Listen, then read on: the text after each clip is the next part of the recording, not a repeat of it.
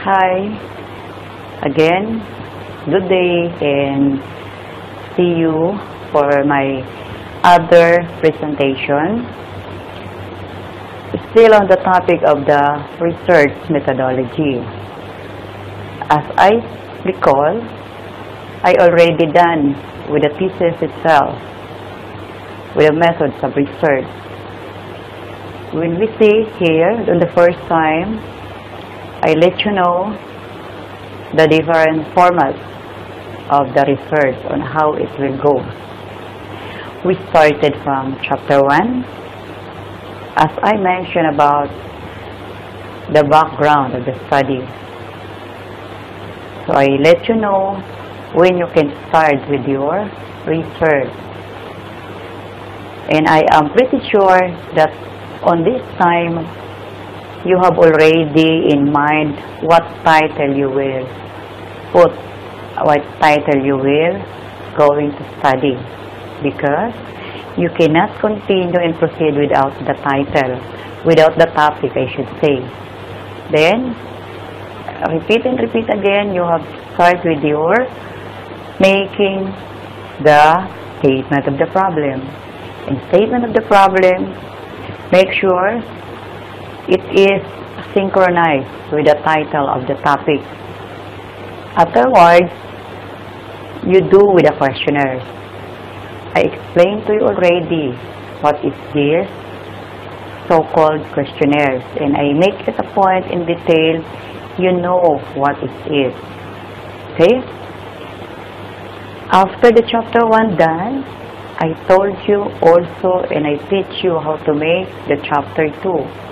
And the chapter 2 is the review of related literature and studies. Here, we are reviewing the different literature of the different concern-related study to my topic of research. As I could say, that the topic of research of mine is about the accreditation. Those related documents presented to you a while ago, it is the so-called with relevance to my studies, and it is being properly cited. The cited documents are being copied from the book, definitely, from the journal, from the unpublished documents, and from the internet as well. So all of that are properly cited. It is both local and international publications. The related literature is also an information stating that your topic has a relation also on the current or on the other topic being done already. So it should go in hand.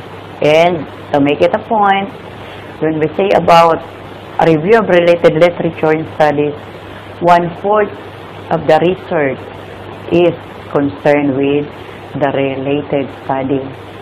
Why 1/4?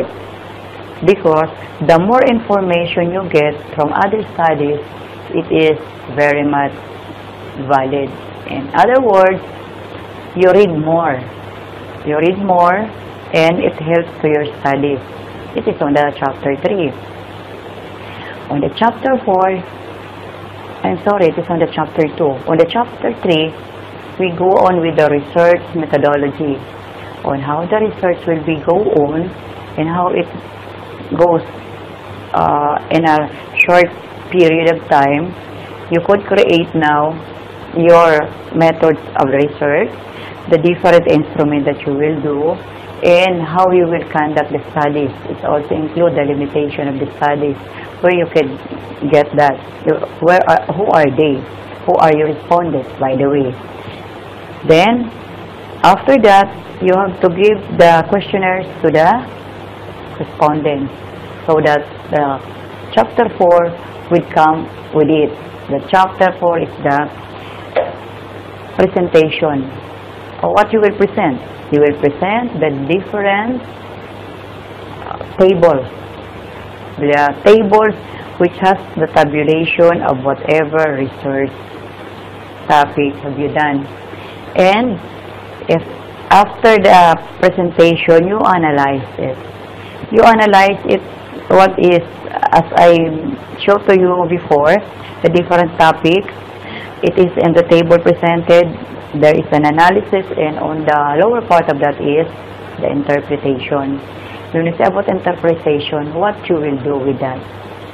Okay? So this time, chapter 5. For the chapter 5, I showed you last time the summary of the research, the conclusion, and the recommendation as well. You summarize it from the start, chapter 1 to chapter 5. Then, you conclude, because you cannot make conclusion without finishing it. After that, you make your recommendation. If you're done already with the chapter 1, 2, 3, 4, and 5, this time you can make your abstract. This abstract, as I should say before, it is contains of 150 words. Okay? There is such a limitation only of the abstract. So, as I go on, I will proceed with, this is the so-called arrangement of thesis. When we say arrangement of thesis, it is the sequence. The sequence that it is in order. It should be attached on the book-bounded thesis when you finish all in all. So meaning, it is from the cover page, after the last cover, the arrangement of the thesis is included. So, here stated that the sequence in which the thesis or dissertation should be arranged in bounds should be as follows. It is very clear. We are talking about the thesis and dissertation here. Okay? When we say about thesis, it is applicable to the degree program of any students who are currently taking in the different schools, colleges, and universities. Why thesis? They are called that. In the degree program of the college, it is called as the undergraduate thesis. This undergraduate thesis, it is the fulfillment of the requirements of their course, that they have to enroll this as a part of the curriculum. That's undergraduate thesis. But regardless of undergraduate thesis or dissertation, the format and procedures are the same.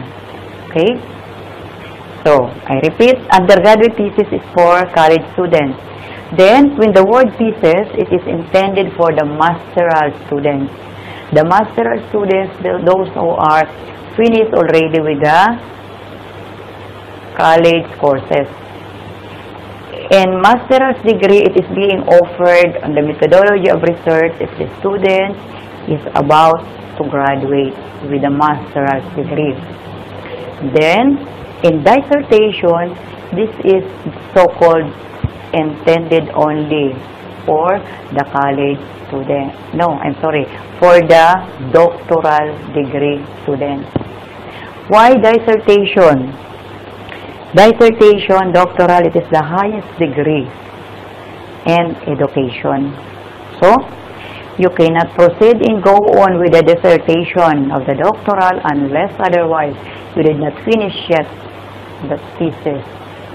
So, in thesis, it is called as finish first the thesis before you proceed with the dissertation. And it is the same again. The same format, whatever it is in the arrangement is also the same. Okay. First and foremost, you have to consider the following arrangement. It should be arranged as follows, meaning not in any order form. Not in any order. Number one is title page. Title page, as I could show you on my next slide, the title page, and so on and so forth. It is being example as far as my dissertation is concerned in thesis. Number 2 is certification of approval sheet. When I say certification of approval, the thesis is being approved already and it is being passed with the defense of the panel of examiner. 3 years acknowledgement. You will acknowledge that somebody, anyone who has input to your research. In certification of originality, it says that your research is original one. It is not copied from anybody. You own that as you are the lone author of that. The abstract, as I discussed to you last time, it is not necessarily the summary, but it is the root of your finished research, and it is contains 150 words. The table of contents, as I discussed to you last time, you have to do the arrangement. When you say about arrangement, you must be the order arrangement of the table of contents. And as I proceed,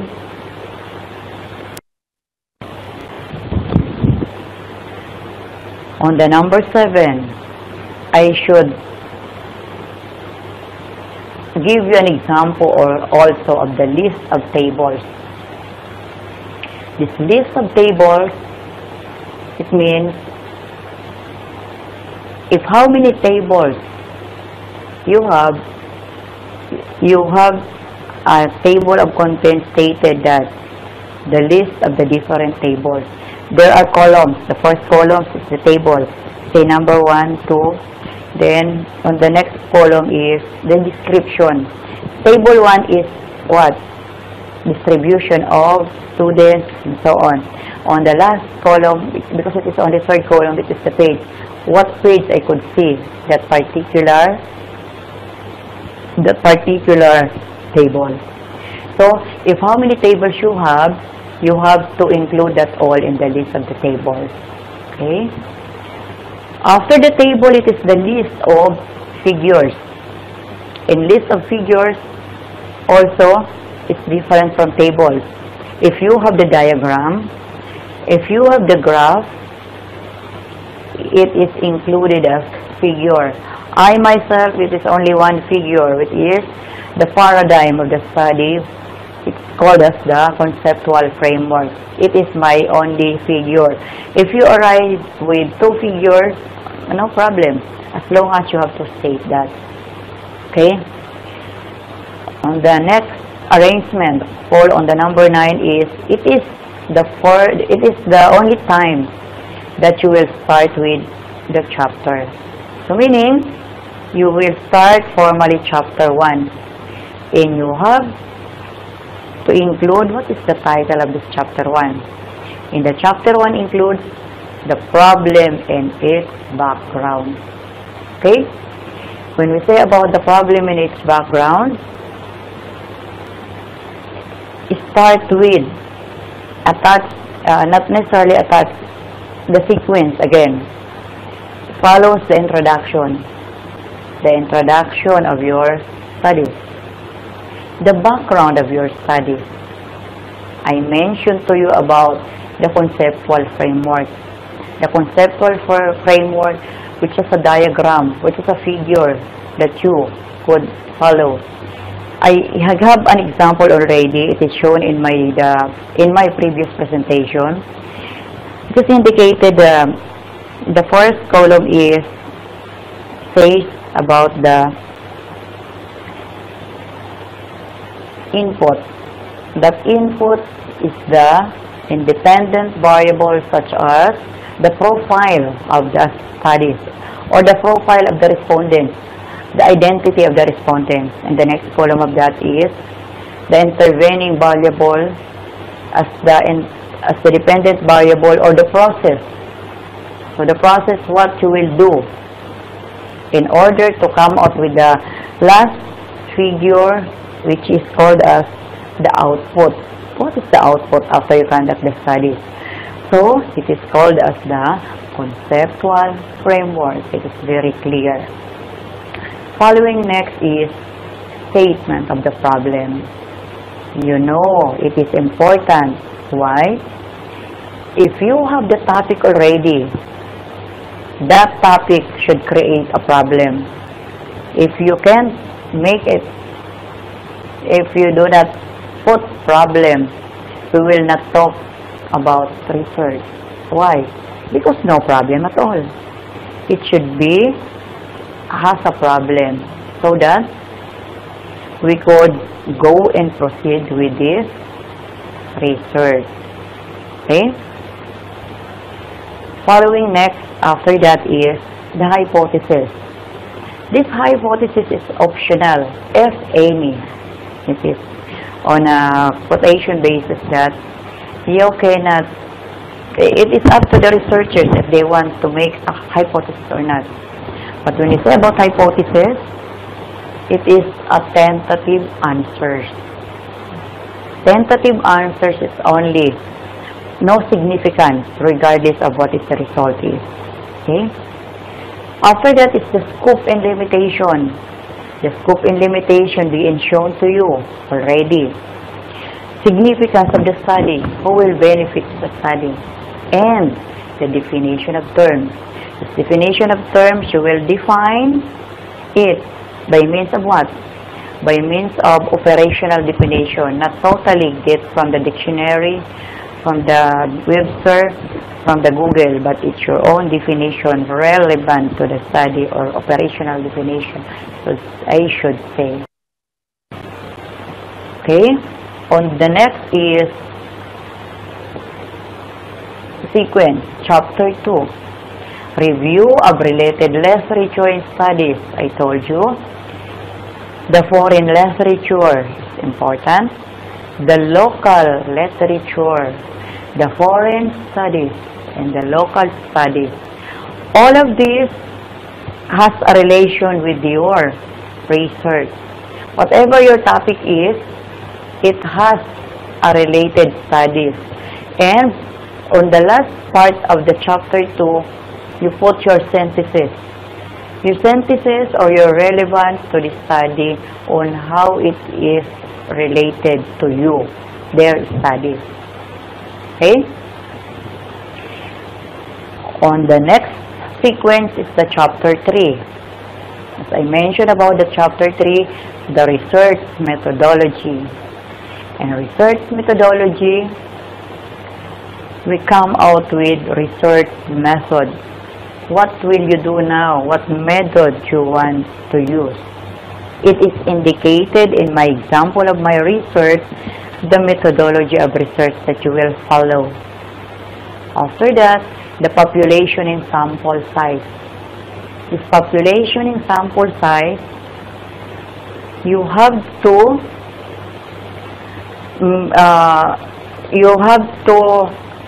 identify how many number of respondents only you are going to get, and the so-called limitation of studies is included, found in the chapter 1. For example, the total population is 500.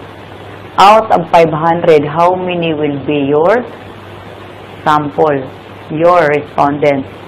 Not totally get the 100%, but you only get the sample of it. On what way? By doing the random size. When we say about random, we will only count what are the how many are those will be respondents, because the description of the respondents follows. Who are they? Me, myself, they are the respondents of my studies is the students. And these students, who are these students? It should be only selected students. You identify what course, what level of their studies.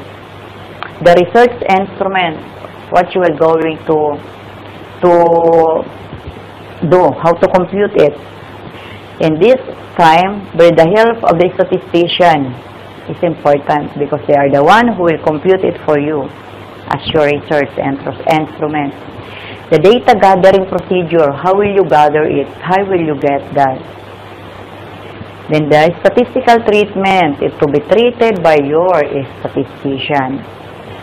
Then come next is, as I mentioned to you, the presentation, analysis, and interpretation of data. This analysis, presentation of data, it is the so-called result of the tabulated from the methodology, from the research method. Whatever being gathered here, it should be presented.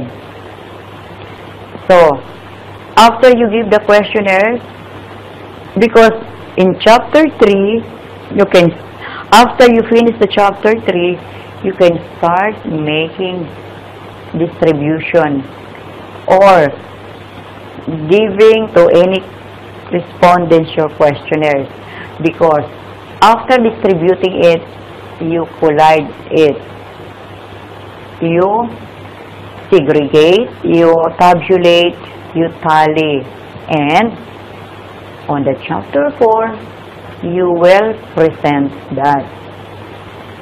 And you will be presenting it through the tables. That's why in the first sequence that I told you, the list of tables. These tables, you put it in a column. What are those tables? And you analyze this, then interpret at the same time. Okay? So it is the sequence of that all. Then after that, here, as you could see, chapter 5, summary, conclusions, and recommendations. So in summary, we have the so-called list of statements of the problem. List of statements of the problem. Hypothesis, if any.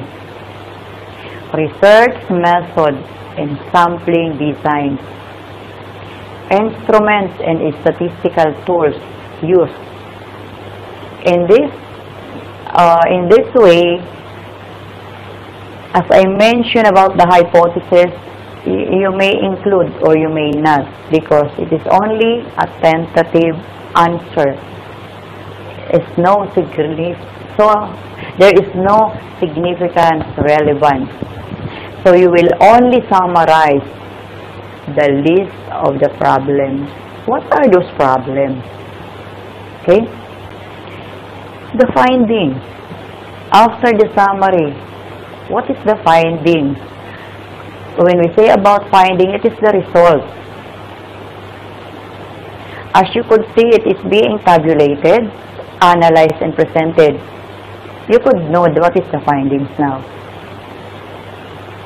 You cannot go with a conclusion unless you did not finish it all. As I mentioned, conclusion is always on the end, because you will conclude what is the research all about. In this matter, when we say about conclusion, we have to look into consideration from the first chapter up to the last chapter. Okay? Recommendation follows. This recommendation also important. Why? Though it is a very good research, you still need to have a recommendation. Why? You cannot go on and complete your research without recommendation. Am I right? Okay, and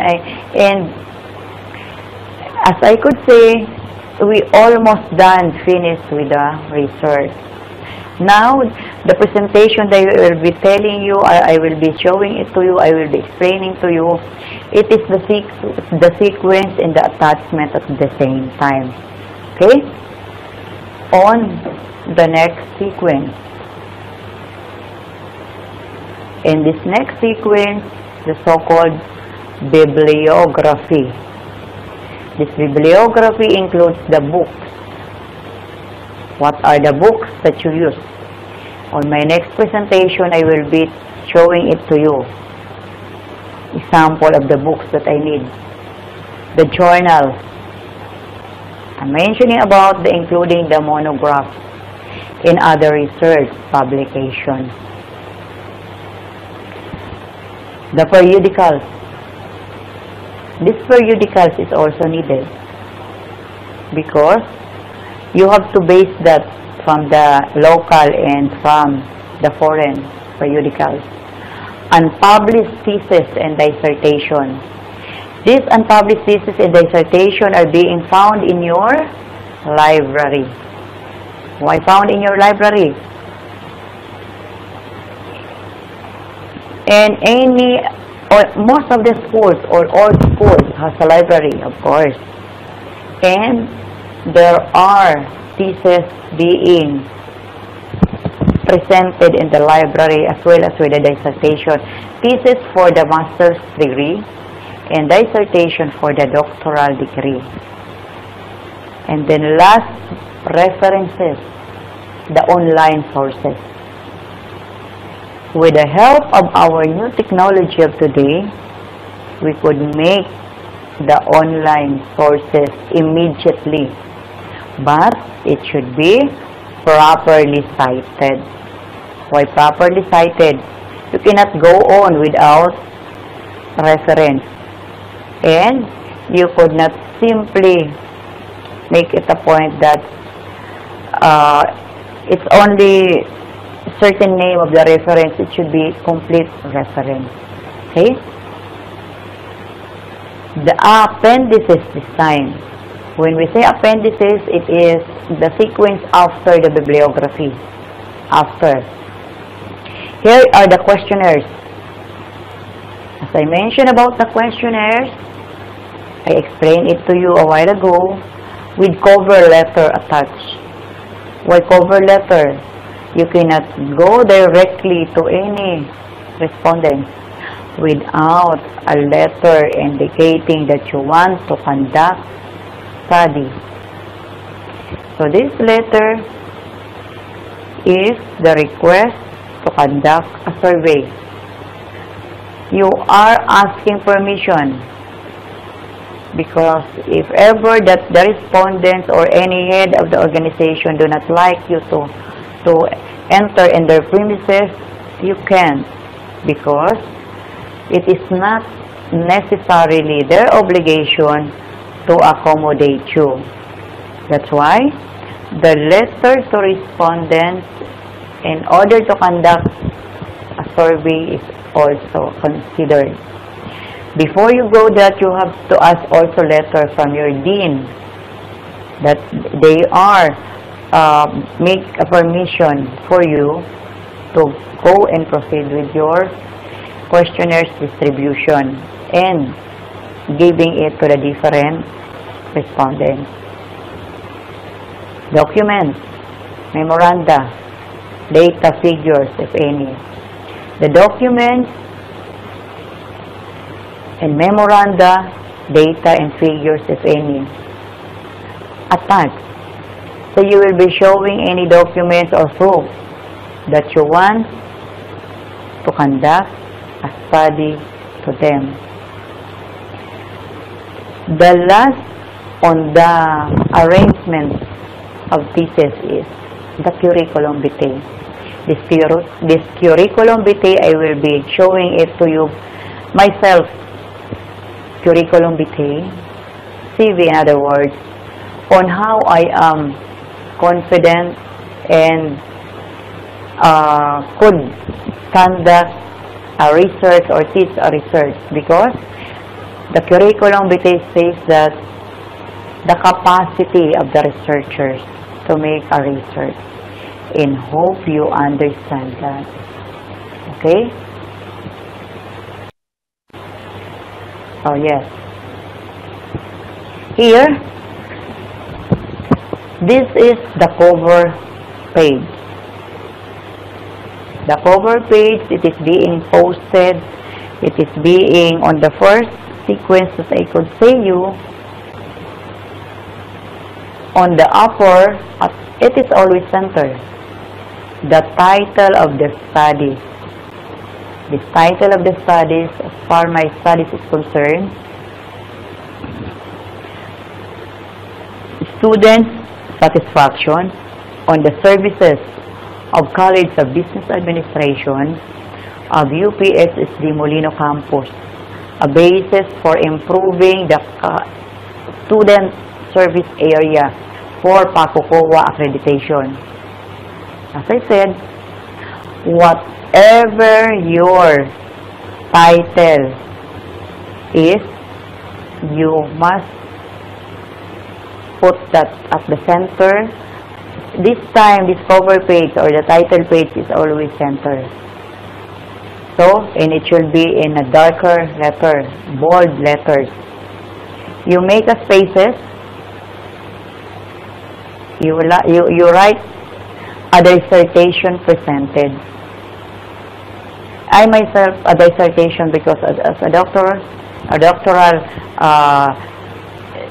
degree holder or students as well, a dissertation presented to the faculty of the graduate school. You have to include the name of your university and the country you belong. In other words, if you are a doctoral degree now, you put dissertation.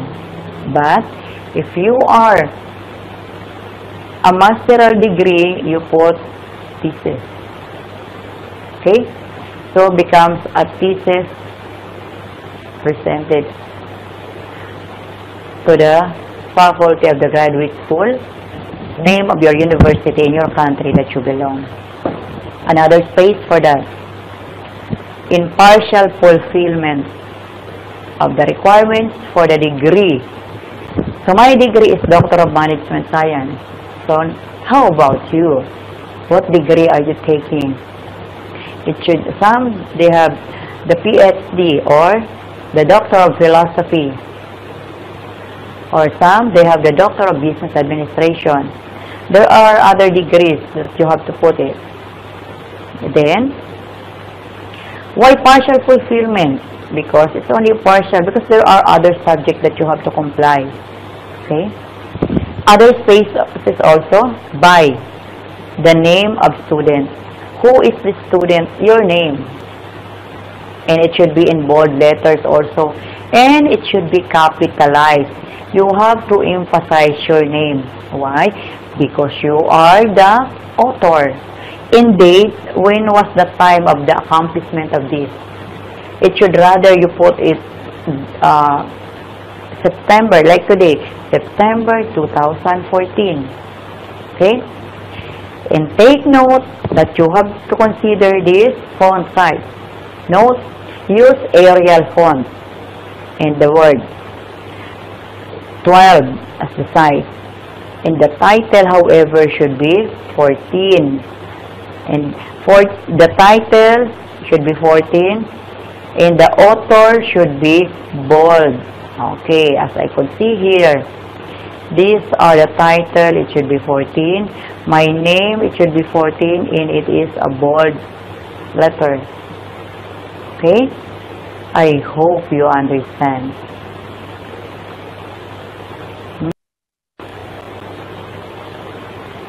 Now, this is the one that I told you about, certification. This certification is, this thesis entitled, my thesis entitled, you must be, you use the past tense. Student satisfaction on the services of College of Business Administration of UPHSD Molino Campus, a basis for improving the student services area for PACOCOA accreditation. Meaning, this is the student satisfaction as my title. This certification prepared and submitted by name of student. Of course, my name or your name should be put there.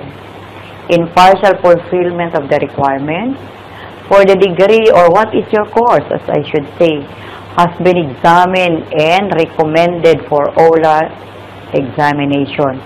Recommended for oral examination in the name of your professor in research as your advisor. So, just in case I am your professor in research, or my name should be put here, and then later on I will sign for it. Okay? Then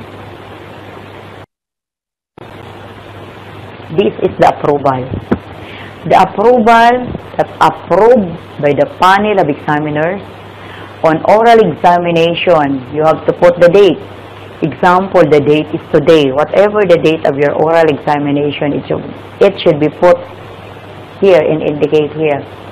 With the grades of, what is the grades by the panel during your presentation? And it should be also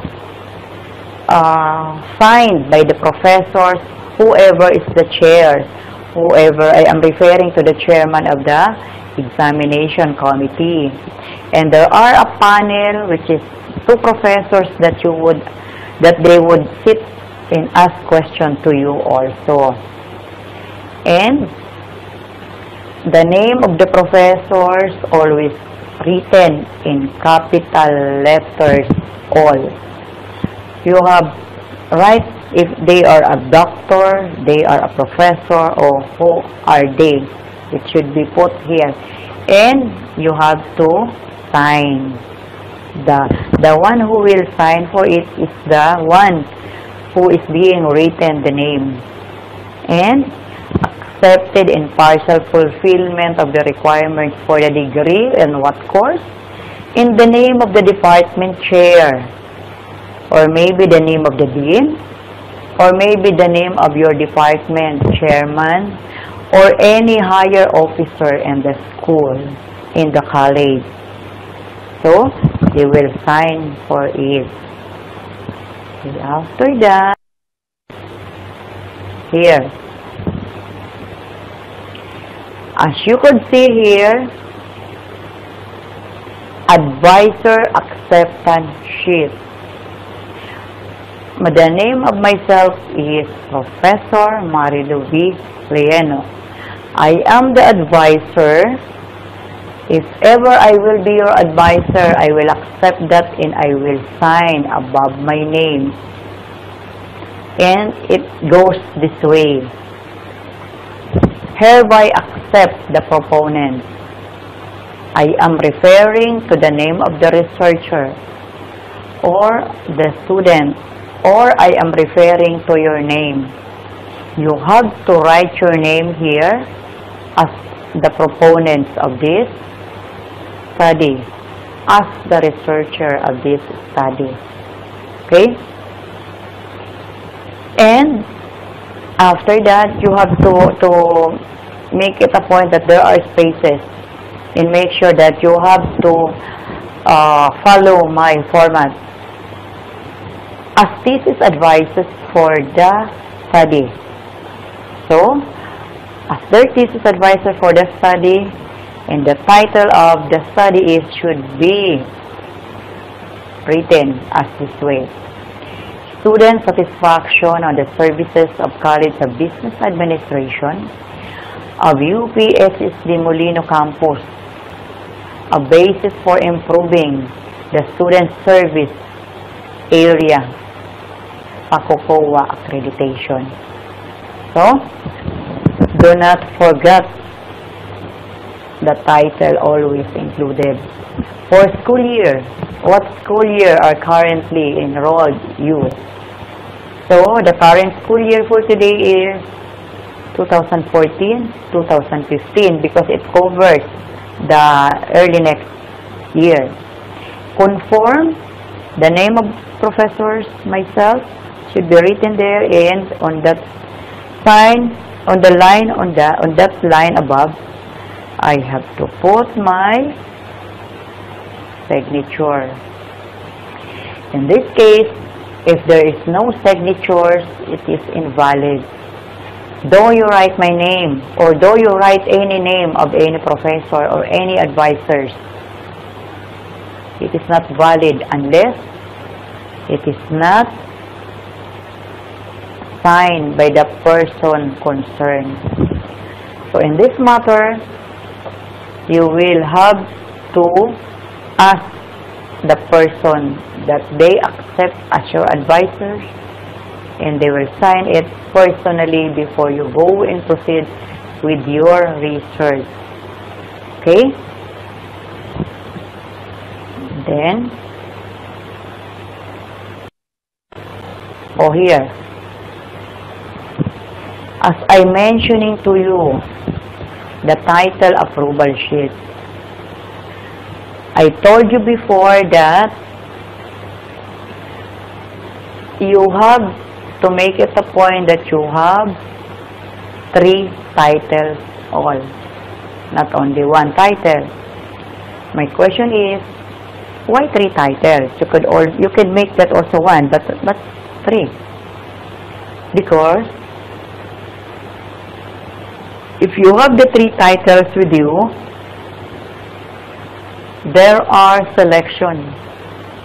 You could select what is the best title being approved by the members of the committee who will scrutinize, will ask questions in your study. So, again, as I mentioned, you give an alternative. You make 3 titles. Then show that to your advisor. The advisor will ask question to you. Why you like this? Of course, you will answer also the advisor that you like this because what is your reason? So me myself, this thesis here to entitled. As I mentioned, it is always past tense. Why past tense? Because in research we do that, we finish that. You cannot make arrangements, you cannot make everything unless it is not done. So you have to finish it first. Okay? Student satisfaction of the services of College of Business Administration of the UPSSD campus, of the UPSSD Molino campus, a basis for improving the student service area PACOCOA accreditation. I have also several titles, but make it the point that I used to let our research officer to stick with this title. Don't you know why? Because as I mentioned to you that the school is undergoing accreditation, and we passed already just recently the level 2 accreditation of the PACOCOA. That accreditation, it is a voluntary act of any university and colleges that they have to pass all the requirements for the so-called accreditation to have the quality education. Okay? So in this matter, prepared and submitted by, force myself, in partial fulfillment of the requirements. It is one of the requirements for the degree of. So I should say, you state what is your doctoral degree, what is your master's degree. So for example, mine is Doctor in Management Science, are recommended for acceptance and approval. In other words, it is being recommended and accepted by the name of your advisor to be written here, and it should be signed. The signing and signature advisor is important because you cannot pass it without their signature. Okay? And the last slide for this presentation is, okay, this one. It is very clear. The title is Certification from English Editor. What is an editor, by the way? All of us know, so are they. First and foremost, they are an English professor. They are an English editor. They could become an English profession specialist, that they will edit. This time, what they will edit for me? They will edit for me first and foremost, they will take into consideration the grammar. It is their first consideration, the grammar, that it should be properly edited. Because if ever that there are mistakes, the editor is liable for that, because they did not correct it prior to the book bound of the thesis or dissertation. And there is also an attachment of this English editor. If the English editor is an outsider to your university, you could ask him the certification that he or she has the capacity of editing any document. So meaning, if he or she is a writer, fine, and show the different articles that he or she writes. In that matter, you could conclude that this is an English editor if he or she is not inside the university. But if he is or she is inside the university, no problem. Because the university itself knows her or him that he is or she is an English professor and doing it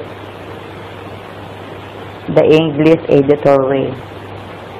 So this states that a certification from English editor, they are the one who will write this, and they are the one who will write, and signature, of course. So there, Professor Marilu Villeno, I am referring, but the editor is referring to myself, because all of my students and advisors used to undergo to this English editor. This is to certify that the research paper entitled, okay? This is the research paper of mine entitled as Student Satisfaction on the Services of College of Business Administration of UPSSD Molino Campus, a basis for improving the student services area, PACOCOA accreditation. So, whatever misspelled, it should be edited. It should liable the English editor. And on the center of that, of the title, is the name of the student. Whoever is the student, whoever is your name, whatever is your name, it should be written here. Has been edited by the undersigned. And who is the undersigned? Respectfully yours. The name of the editor is Corazon Bernardo as the English editor, properly signed. So in this matter, you cannot do this unless your research is not totally done. In English editor, they are editing including the contents of the attachment, including the contents of the table of contents, including the arrangement of the pieces. They will edit from cover to cover. So meaning, from the top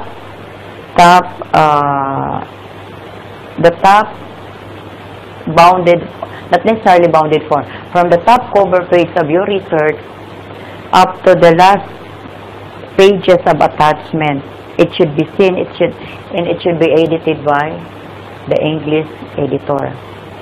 Because if they will not be editing this, I could say that the research itself is not in good quality. Important is the good quality research. It is not for paper only, but it is for a reference, and it should be Afterwards, you have to reproduce the research. For us in our university, it should be produced 3 copies. The first copy, it should be on the original one, is stored in the library for references. The other one, it should be stored in the college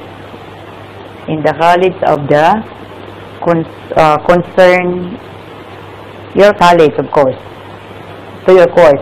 And the other one is sent to the research director or the research center for files. So in that matter, they will compile all the research.